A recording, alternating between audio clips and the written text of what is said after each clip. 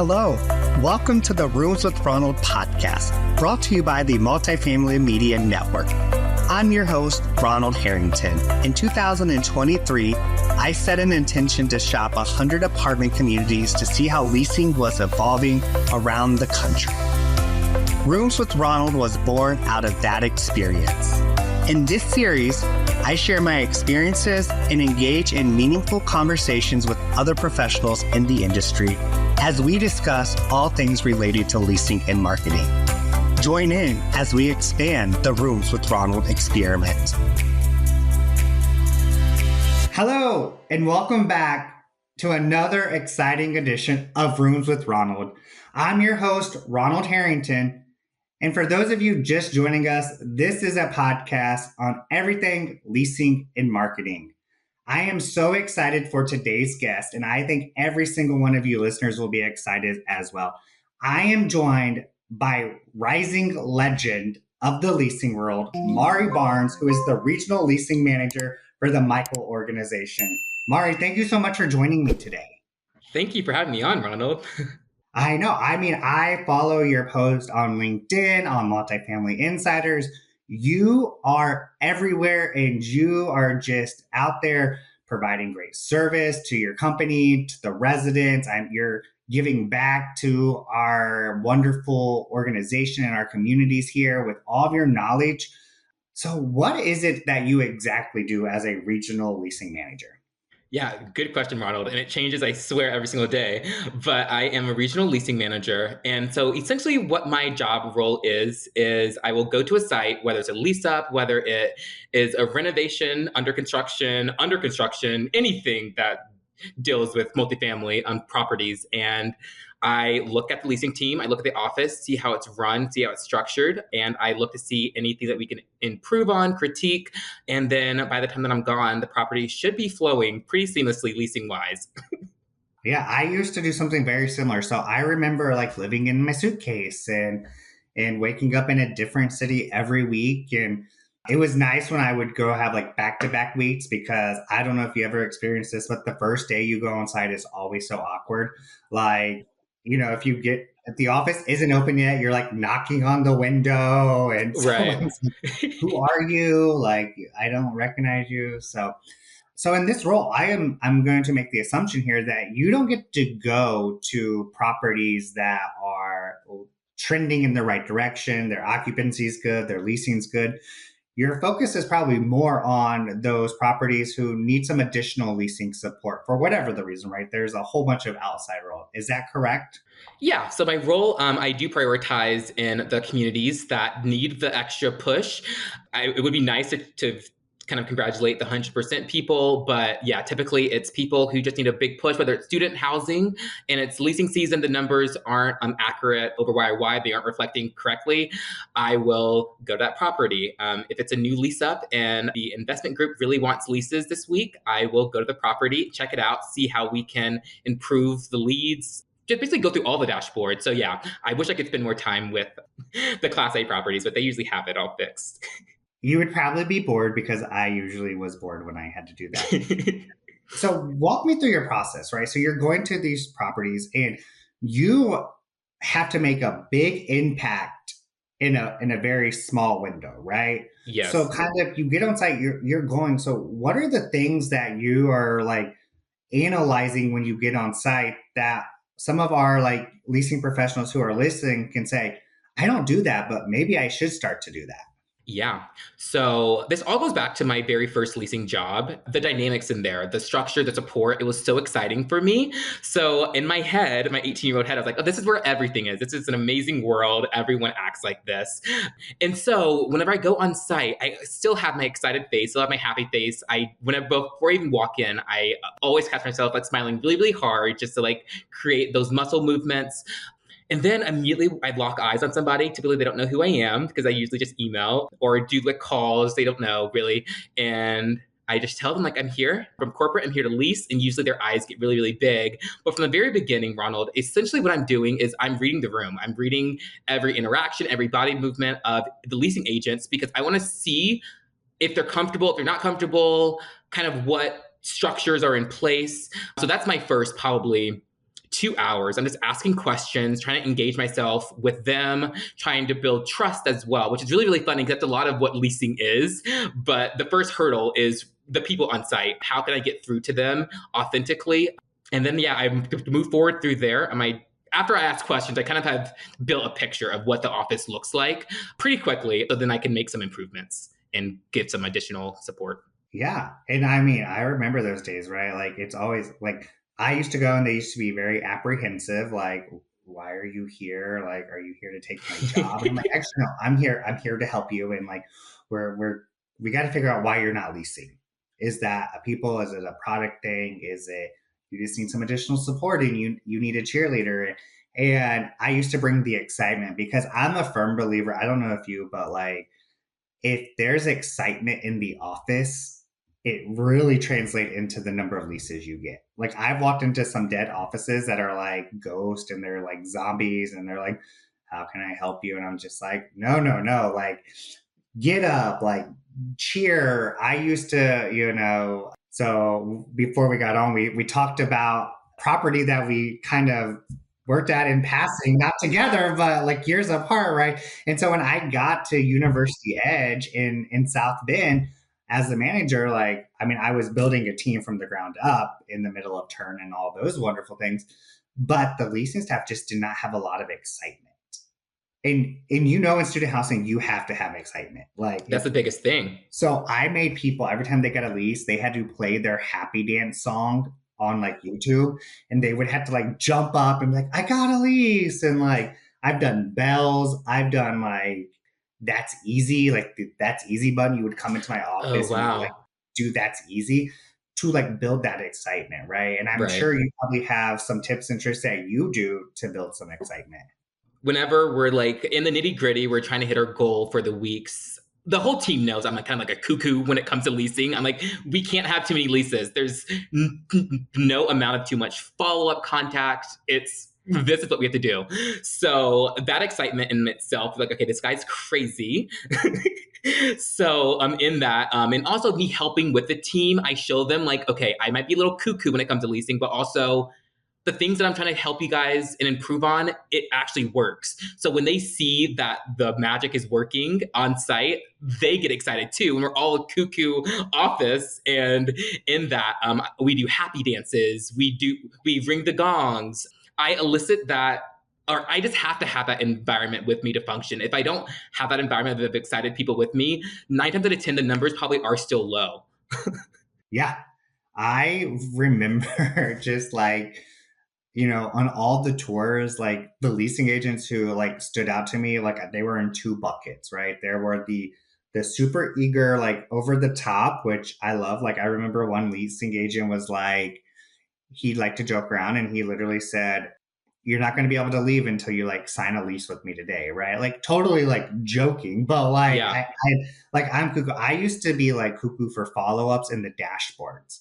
And I would tell like I would be able to like at any given time know how many prospects, leads, whatever, however you look at your dashboard, how many were on the dashboard. And I teach people that, right? Like you should know that there's one, two, three, four on your dashboard, and you should be fighting to like clear that out and to get them. Oh, precisely. And I tell my team this all the time. And I think I just had this mindset somehow. I don't know how it happened when I first got my first job ever in leasing in the world, too.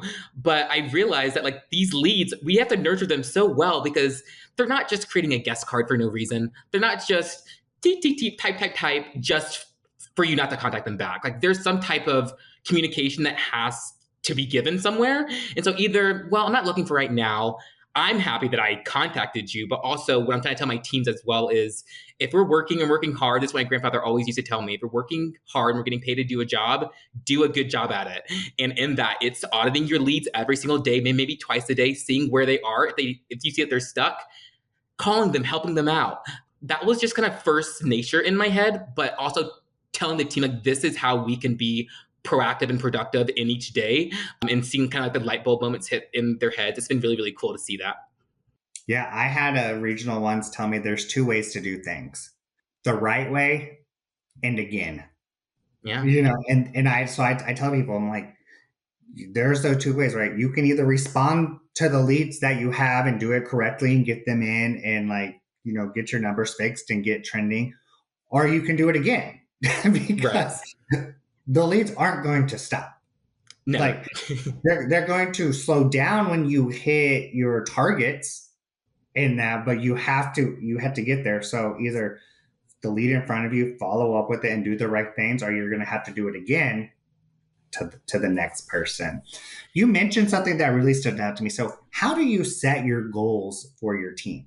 Like you go in, right? Because you said there's never too many leases, right? But you can't really, that's not a quantified number. So, how do you go in and kind of set the goals for the team? Yeah. So before I set the goal, I usually do an audit on the team. I look at their leads, their communication styles, their call logs, the whole 9 yards. And I see, okay, like what has been constant throughout the weeks? Like what has their call numbers have been? What has their amount of new leads each week have been? So I kind of like create a picture of like, okay, so they get 10 leases and they have 30 new leads every single week. What can we do in that parameter to increase the numbers? So I'll look at the lead follow up and I'll say, oh, why isn't this person being contacted? Why isn't this person being contacted? I see that they put a note in that the person's trying to make a decision between this or that property, but then I don't see a note stating what did I say to them to ask the question and kind of dig a little bit deeper. Like, what are you looking for? This is your place you need to live. No questions asked. And in that, I find sometimes it's a little bit hard for new leasers to fully engage with all of their leads, but also have those valuable one-on-one moments. But I tell every single person all the time, if you have that, like maybe 2 extra minutes per person, you will create an environment and way for people to understand that you trust them, they trust you, you only want the best for them. And yeah, that's how I set my goals. I just look and see kind of where you're at and how we can enhance that. Yeah, I think like sometimes, you mentioned that investors need leases and they'll send you there, right? And I'm like, I can't tell you how many times I get to a property and they're like, we need 14 leases in the next week or in the next 2 weeks. And I'm like, you haven't had 14 leases in the last 2 months combined. So, like, Yikes. is this a realistic goal? And I think sometimes when we're in properties are struggling, and that's why we get sent, right? And, to bring in a traveling, regional leasing manager is never really that cheap. And so Yeah. then you have to like show that. And I was just like, so we have to like make sure that everyone's on the same page for the common goal, right? There's Mhm. nothing worse than like setting me up for almost failure to come in and say you need 14 leases in 2 weeks. We know we haven't got it in 2 months combined, but you're going to figure it out. And that's the first thing you start doing, right? You start calling and you start like getting people in the door, and you can like you do it. And I remember there'd be like the Friday before I left, right? It would like down to the last hour, and I'm like, I need one more lease. I need to get this. What are we going to do? And it would be like on the plane, like sending text message back and forth with that. So how do you kind of convey that importance to someone who's newer in the industry and like to get it? Because I mean, I've noticed a lot of leasing agents are very reactive. So, if you don't apply with me right then and there, okay, cool. I'm going to not follow up with you. I'm not going to do this. So, how do you kind of get them to see that value? So a lot of whenever I'm first on site, I ask a lot of questions because I'm trying to figure out who are you, one, and two, what ticks you, what excites you, what makes you curious. I'm trying to ask all those questions because those emotions are the exact same emotions we can convey to the prospect or the lead. And so in figuring out, okay, you like when we talk about reality TV shows, you like that bubble. So whenever I come to the goal, I'm gonna try to position something about what you like and to convey what we need. So if we need 12 leases for the week and they usually only get 3, I'm going to try to figure out how, if there's any way I can convert Real Housewives of Beverly Hills to multifamily leasing. And in that, you build trust and okay, this person remembers one, the things that I like that are off subject to work. Maybe I can start listening to him a little bit. And I don't know, I just like to figure out who the person is. And because 9 times out of 10, if you don't like working there, then not really I can do to help you. But when there are people who are willing to learn, are asking questions, I'm feeding off to their answers. that's when conveying a goal is really, really easier because you see that they have a spark. And I'm just trying to find the spark in people. I instantly, when you said like when you used the Real Housewives, I'm not a huge Housewives fan. I have lots of friends who are, and I instantly went to like I would probably ask the leasing agent like, "What's your tagline?" Like, Oh, yeah. create a tagline that you're going to use for every single tour, right? And it's like, so I always sign off on the podcast with, "Until next time, guys, happy leasing." Like that's essentially my tagline, right? And so like I would totally that's exactly where I would like I would be asking you like, okay, as a leasing, what's going to be your tagline? What is Right. that one thing that people are going to be like, oh yeah, Mauri was the person who said, until next time, guys, like happy leasing or whatever that is. So Right. Oh, yeah. 100%. what are some of your like favorite ways to build connection? Like what types of questions are you asking when you're on tour with the prospect? Like let's give the listeners like the inside. You got the secret sauce. So like Yeah. let's let them in on the secret. Let's see. And in my head, I think it's like so easy. But to me, it's like when I understand that my personality is a talent, I can talk to anybody, I can chat with anyone, I can try to relate with somebody until you tell me to leave, you're calling the police. So I have understood early on the fundamentals of human interaction and how to make someone feel like a community. So on tours, I'm talking, I tell my teams this all the time. How can I make sure that I become their best friend in like 2 seconds? I think statistics show, I think like 2 to 5 seconds is when people make their first impressions on tours. Are we standing up? Are we smiling? Are we walking out of our office and meeting them and greeting them, saying them by name because we know that they're coming? We're not just saying, oh, who are you? Do you have a tour? Once again, like I said earlier, people are coming for a reason. Yep. So how can I make sure that if you're here, you feel safe, you feel, well, safe, you can't really say that with their housing, but yeah, you feel welcome. And it's not like the fake welcome, like, I'm good, hi, how are you? You want to Lisa, da da? It's more so like, hi, how are you? But then I'm asking you multiple questions so I can figure out and I can mold you in my head of who you are by me asking these questions and this and this and this. And once you know who your prospect is literally at heart, it's easy to convey or to sell them because you know their pressure points, you know what gets them excited. So if they don't like that washer and dryer is not a stackable, it's not even there. There's a laundry room. You know what makes them happy. And laundry wasn't what made them happy to begin with. So you don't add emphasis on that. You go back to that. And honestly, that's how I do it. I think I thought it was normal to close in office all the time until like my 4th week of being a leasing agent part time. My boss was like, okay, you're actually really, really good. Not a lot of people close in office. We have to teach people to close in office. I was like, Yeah. oh, okay. I think I cracked the code. Yeah. I remember going like when I started in Sacramento, and it's like so funny to like hear you talk because we have very similar paths, right? I agree. I was a little bit older when I got in. I wasn't, this wasn't my first job. I worked in hospitality and restaurants before, but like, we had that university edge connection. We have a connection with one of your former employers, like someone who helped you out there that I knew. So like we had these things, and so Ellie's best friend was my boss when I started in like Sacramento, and on my tour, she took me on a mock tour. I literally had to go sell on a mock tour. And like she said to me, I'm not looking for you to know specifics. I'm not looking for you to know where the direction is. Like what I'm looking for is a personality. And I can take this personality and I can teach you those specifics. I can teach you, Wow. how to sell.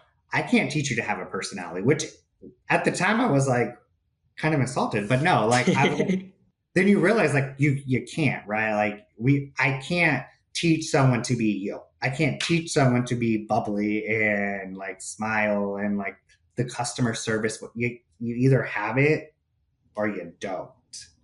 And so she like kind of took me in, like she made me like I remember like it was with the leasing manager. It was like they were looking for a 2 bedroom, 2 bath. They wanted it for $600. They were into yoga and like travel and like all of these things. And I just had to incorporate that on the tour. And I remember at the end of the tour, so we are walking back. I'm like, so when we get back to the office, are you going to go ahead and put in your application? Are you going to, if you complete it in the office, I can get you this, this, and this special. Mm. And that manager said to me, "How do you know our special?" She's like, we just changed it today. And I was like, well, while I was waiting on you, someone was on the telephone telling the special. So I heard it I love that. and then I correlated it to that. Oh, yeah. That's perfect, Ronald. You're a genius. Sometimes that's what people say, but not very often. Have these moments. So I'm really, everyone knows this about me. I hate the word rapport. I think it sounds like a lot of work. It does not sound fun, but I think connecting with people sounds fun. Yeah. Just like you're kind of like describing, right? And I think like the sales part of the job for people, like identifying those needs, comes in the office, right? You're doing that in the office. I think the moment you leave the office, that sales hat per se, like kind of goes off, and then you put on your connection hat and you start just having conversations, right? Like mine is like, what do you like to do for fun? Or, what are you going to do tonight when you leave here? Or do you Right. like wine? Someone, what's your favorite kind of wine? And I'm like I'm like, you're going to have to tell me to stop talking because that's not, but let's talk about, because I'm sure you deal with this a lot. And how do you kind of break through that mold with prospects, right? There are some people who are just very like stoic and they may have had a bad experience and they don't want to share any information, or, it's just in an apartment. What are you looking? So like, how do you kind of navigate those kind of conversations? Yeah, sure. So, like, so some of my team members too, they're like, well, what if they're not happy? Well, what if they come in upset? Like, that's going to throw my whole tour, right? And I just never thought that whenever I started. I always thought, oh, they seem really, really upset, but good thing they're at this community and good thing they have me because I am going to make sure that their day is 10 times better. I'm going to figure out who they are. And sometimes it doesn't work like that. Sometimes people are really, really quiet. Once again, I'm figuring out how they want to be heard. I'm asking the generic questions at the very beginning. I might still be a little bit excited, but over time, I'm starting to balance myself out with their personality, how they're portraying themselves. And in time, we're laughing and they're upset because why? I'm talking in their language. I'm not this cuckoo person in the office right now. I've leveled down, and wow, you can tell that I speak lower. I am very knowledgeable about the community when it was built. If this property is for you, you said you like east side facing, so this one's perfect for you. But we have two people coming before it, so are coming after. So I don't know how long this is going to be available. So that's kind of how I do it. I like to switch my sales tactics to the personality, and there's a lot of personalities, Ronald. If you didn't know in the world, so it's ever I changing. have 900 of them. I might have you beat. But in that, if there's a new personality that I'm like on tour with, I literally kind of get excited because I'm like, okay, because at the very beginning of me being a leasing agent, I saw they weren't excited. My first thought in my head was, how can I make them smile or laugh at the end of the tour? Because a lot of times, if I made them smile or made them laugh, they signed. So if they were upset, like how can I switch that emotion? Because they'll remember that emotion. Switch. They'll remember, okay, I remember being so upset because I got denied at the last community. However, this person was really, really helpful. He understood me. He heard me. He touched my pressure points because I needed to hear them, kind of thing. So that's how I do it essentially. I like to figure out how your personality is immediately. So, in the very beginning, whenever I come into the leasing office, we meet, we exchange hands. I tell my team too, let's have a little brief, let's have a little vetting process. I'm not gonna ask you your price range, I'm not gonna ask like all the hard parts. I'm gonna figure out who you are, who I'm communicating with. And in that, it makes it a little bit easier to have more meaningful connections. Yeah, I think when someone asks me the price point, like right off the bat, and you don't know who I am as a person, like it's like almost like I take a little bit of offense to it. Almost, I'm like, Oh, do you yeah. not think I can afford this, or is there a misconception out there? So like, I need to get that little point, and it's my job as a salesperson to guide you into what meets your needs Right. in those kinds of things. So you spend a lot of time in student housing, and Yes. if people don't know, student housing is a totally different beast. Crazy. Anything else that you do. So you're in renewal season for everyone who's going to be moving out in July. But what I find interesting about student housing, and I want to know kind of how you handle this. In student housing, you are selling to two very different type of people usually. Usually you're selling to you're selling to the student who's going to live there, and you're selling to to the guarantor who's going to be, the financial backer in most cases. And usually they want two different things. Right. Right. So how do you navigate that? How do you teach someone to even navigate that? What I found is you kind of have to detach it. You have to take away that limiting belief of there's two people who could be the sayers of if they get the apartment or not. Like, I'm nervous, there's a lot of people, a lot of connections. What do I do? What I like to do is detach them from the two. They're all on the same account, but these are two individual people who you can communicate with differently, you can chat with differently. They'll be able to respond in different times if one's at school, one's on a lunch break, or one's not even working. You know what I mean? So there's greatness in having multiple people. So if we're on a tour, let's say with mom and son, son's going to college, he might be either a little bit nervous that he's on a tour, might be a little bit embarrassed, like I'm here with my mom, like da da da da. But in that, I'd like to have little pockets of, okay, Josh, what are you looking for in your home? Just a mattress.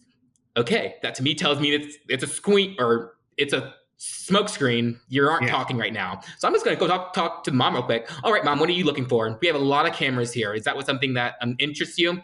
Oh, I love security. I'd love to make sure that everything's good. Do you have like key scanners? Oh, yeah. And then we scan in. This is perfect. It's only for your son. And in that, the son is seeing that I'm having authentic communication with the mother and it's making her feel relieved. So most likely the son will get his guards down. And so I'm asking again, okay, so are you planning on bringing any friends? Planning on bringing any roommates? Yeah, I'm looking at bringing two of my friends. Da, da, da, da. Oh, what are you into? Like, what hobbies do you guys play? We play gaming, football, da, da, da, da, da. And the story goes on and on and on. A conversation, But it's making sure that you have those two communication points. Let's say that the son doesn't want to talk. He just completely mute. I will make sure all my interactions are focused on the mother because the mother knows what's best. So I'm going to say, look, this sounded like your son really liked the property. He was very interested in our community. I don't want him to miss out on this. He might miss out. And we have a wait list. He might not get in, but I mean, it's up to you. Do you plan on getting the sign today? Oh my gosh, yeah, thank you so much for telling me about how amazing the community is. Boom, lease signed. There's power in having two people to make a decision. Sometimes. Yeah, yeah. I just always remember we had like, University Edge had the game room, and like we had like Yeah. poker tables and things like that. We had these big, and like this really great seating and all the like TVs. And the first thing out of like the students' mouths, like, yeah, this is a great party room. And then the parents are kind of like, what? And I'm like, it's Right. also a great study room too. There's Wi-Fi throughout the whole, so you had to be like, yeah, we have, parties and we do lots of resident events, but you can also use this to study. And we actually had little offices at that property. I don't know if they still Yeah. did when you were there. There was some offices and all of those things. So There's a I just tanning always, bed there. there was a tanning bed. Yes, we actually had two tanning beds, and I took the second one out and made it into a different room. Like, Oh, wow. we only needed one. We only Yeah, needed. fair. So yeah, I just like, I think like, I always tell people, if you can sell in student housing, I feel like you can sell just about anywhere, anywhere else. 100%. And that's how I got my start with student housing. And when I made the switch to market, yes, the sales is I would say it's a good bit different in your approach to the sell. But if you have exceeded in student housing, you know that follow up is everything. If you let an hour go by, they might have already signed somewhere. So you understand the precision of where you need to be every single day, every single second of the day, on the dashboard, on text, on calls. So you understand kind of the process. Market, when you switch, it's a little bit different. It's still a sale process. And you might have to like go a little bit lower in what you know about the sales industry when you go to market than student. Because student, you can be a little bit more excited. You can do all caps lock on your text. They interact with that. Market, they probably just block you. Yeah. Yeah. And I always used to joke that in student housing, you have a shelf life. Like, I am way too old to be selling in student housing now, because like there's that relatability. You have to be able to be relatable to that demographic and things like that. And I just remember, and I in market, you're like pre-leasing an apartment, that's going to be available maybe in 60 days, not usually more. And like student, like I told you South Bend was 18 months in advance. Like you were signing a lease. And that's like the other thing that people don't realize a lot of times in student housing. It's not you're applying for the apartment. When you apply, you're signing a lease, Oh yeah. right then and there. So like, that's a different approach. So people are signing their lease and then they're kind of done with the process. Whereas in like market, we're just kind of like, okay, they're not going to lease that apartment 2 months in advance. Like, I'm not going to like push them in there. And I'm like, you'd be surprised, right? Like, Right. but because you work with students, and, I just read recently that Gen Z is now the largest renter group in the country. What are you kind of seeing? What are they looking for when they're leasing with you? They're looking for someone who looks just like them, but are knowledgeable way larger than what they know in apartments. And I cracked this code about 4 weeks into my part time leasing job 4 or 5 years ago. It's how, like, once again, how can I connect with you, tell you all the things that are excited, but also relate to you? And so, what I'm seeing with renters who are Gen Z, whether it's an older person or a younger person, I don't think age dictates as much, other than how can you infiltrate this interaction and allow my voice to be heard as the renter. And that's all you need. There's so many amazing, amazing lease up managers that I know who do student housing lease ups in Sacramento, LA, who have a younger demographic, but they're vibey, they're cool, they know the lingo. And in that, it's just being adaptable rather than being a cool adult. How Yeah. adaptable can you be to your market? And that goes for anything. That goes for market or student housing. How adaptable can you be? And you'll see your return on investment pretty high if you know how to talk their language. We're wrapping up on time here, but I just am curious. Like, do you know what is your record for amount of leases you've gotten a week, In a week, or on an assignment? We can say on assignment. on an assignment, it has to at least be like 45 or 50 when the previous amount was like 10. And I thought that was the coolest thing, more so because the team I was interacting with and working with, they would always get scrutinized by the corporate levels. Like, we need more leases. Why aren't you doing this? Why aren't you doing that? Da, da, da, da. And they would give good points. You aren't following up. You aren't calling in a good amount of time. You aren't doing this. But they didn't feel heard. They didn't feel like, okay, but do you see that I called this one person who said that they want to be archived? Like, you know what I mean? Like, Yeah. their voice needs to be heard in the interaction. Sorry, I'm losing my train of thought right now. But that's the biggest thing, is how can we allow their voices to be heard in criticism, in follow-ups? And that's basically what I do. And I think there's a way to address that, right? Like I always say, like, the site teams they get beat down, right? So they're getting beat down by residents, they're getting beat down by prospects. Then they're not leasing. So then here comes the corporate team, and now they're beating you down, like, you need to do this, you need to do this. And no one's really sitting down and saying, hey, we appreciate you. We understand that there's a lot going on. We're throwing a lot at you. You know, we need to pick up the lease volume, and this is why. And really explaining those goals, and then saying, you know what, wow, you have the leads here. Here's some things that we need to change a little bit. We Right. need to change the follow-ups. We need maybe we take this approach, or we do this.